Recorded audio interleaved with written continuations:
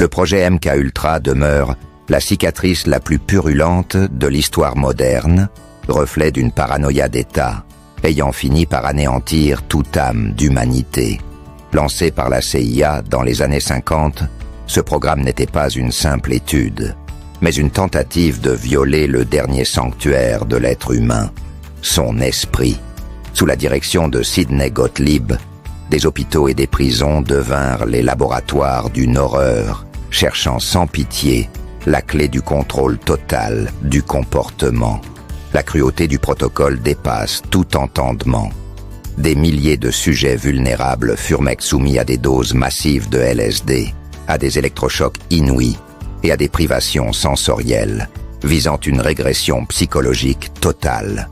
L'objectif était de briser la personnalité pour reconstruire, sur les décombres de l'âme, une entité docile et programmable. Des vies furent irrémédiablement détruites, des esprits plongés dans une psychose permanente, et des morts suspectes furent froidement camouflées en suicide.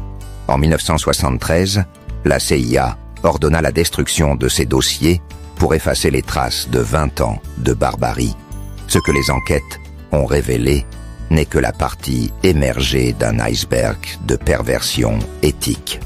MKUltra nous rappelle que lorsque le pouvoir s'affranchit de la morale, l'individu devient un simple matériau biologique. Aujourd'hui, alors que les algorithmes de manipulation se perfectionnent, l'ombre de ce projet plane plus que jamais sur notre siècle. Elle nous avertit que la souveraineté de notre esprit est le seul rempart qu'il nous reste à protéger contre une cruauté qui change sans cesse de visage. Chaque révélation montre des atrocités faites au nom de la suprématie, servant en réalité la domination pure.